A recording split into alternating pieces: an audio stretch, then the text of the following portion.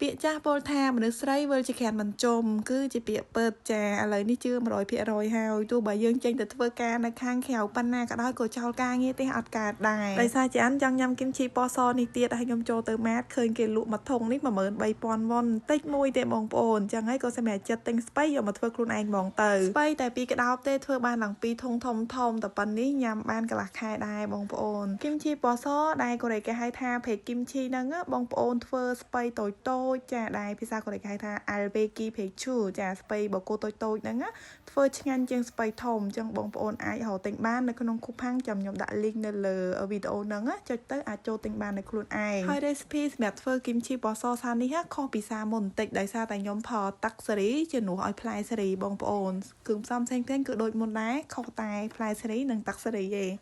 ដំបូងគឺខ្ញុំដាក់ខ្ទឹមសខ្ទឹមបារាំងចាជាមួយនឹងមើមខ្ញីចូលហើយនឹងបាយចាបាយសយើងធម្មតាហ្នឹងដាក់ចូលមកហើយទឹកដែលខ្ញុំដាក់ចូលគឺទឹកស៊ុបដែលខ្ញុំរំងាស់ពីសារាយសមុទ្រដែលគេហៅថាស្ដាច់សារាយសមុទ្របងប្អូនអាសារាយសមុទ្រធំសម្រាប់រំងាស់ទឹកស៊ុបចារំងាស់សារាយសមុទ្រហ្នឹង10ទៅ15នាទីហើយទុកវាឲ្យត្រជាក់ចាំយកវាមកដាក់លាយជាមួយនឹងចាគ្រឿងដែលខ្ញុំបានកន្លុកឲ្យមិញបងប្អូននិយាយទៅគឺថងយកតែជាតិរបស់គ្រឿងដែលខ្ញុំបានកន្លុកមិញហើយកាកវាបោះចោលហើយខ្ញុំចាក់ទឹកសេរីចូលកាលមុនដាក់ផ្លែសេរីកន្លុកជាមួយនឹងខ្ទឹមបារាំងជាមួយអីដែរបងប្អូនតែសារនេះគឺអត់ទេដាក់ទឹកសេរីវិញម្ដងហើយលាយគ្រឿងមួយទៀតគឺទឹកត្រីសម្រាប់ធ្វើគីមឈីចាដែលភាសាកូរ៉េគេហៅថា milchi egg ចត់ហ្នឹងចូលទៅមកល្មមបានហើយកាលមុនខ្ញុំដាក់ new sugar ចូលដោយសារតែយើងដាក់ផ្លែសេរីអញ្ចឹងផ្លែសេរីវាអត់ផ្អែមខ្លាំងដូចទឹកសេរីទេតែសារនេះដាក់ទឹកសេរីអញ្ចឹងហើយអត់ដាក់ new sugar ទេដាក់តែទឹកត្រីសម្រាប់ធ្វើគីមឈីនេះចូលទៅបានហើយបងប្អូនហើយស្បៃវិញគឺខ្ញុំមិនដាក់ស្បៃស្រស់ហើយណាបងប្អូនស្បៃនេះគឺខ្ញុំបានកាត់វាកង់ហើយយកត្រាំទឹកអំបិលចាត្រាំទឹកអំបិលទុកឲ្យលាងស្អាតហើយខ្ញុំច្រកចូលថង់ដាក់ចូលក្នុងទូទឹកកកវិញអញ្ចឹងណាដោយសារតែខ្ញុំអត់សូវមានពេលដូចមុនអញ្ចឹងទៅក៏ធ្វើចានិយាយទៅធ្វើ2ថ្ងៃបានហើយបងប្អូនត្រាំស្បៃជាមួយទឹកអំបិលបន្ទាប់មកថ្ងៃហ្នឹងក៏ដកយកស្បៃហ្នឹងយកមកដាក់ត្រាំធ្វើគីមឈីហ្នឹង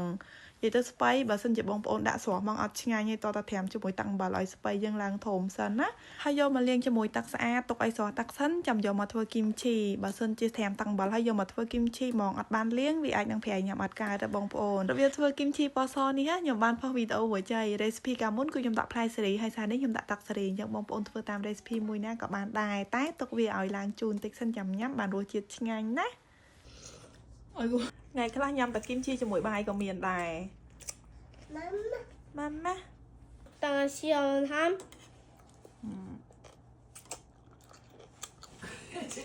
当拿么呢？ឲ្យទៅធ្វើគីមឈីពណ៌សនឹងឲ្យចាបាច់ទេញ៉ាំតែគីមឈីអត់ញ៉ាំបាយទេស្លស្ងោរស៊ុបស្រាយសមុទ្រហើយនឹងថៃមួយកង់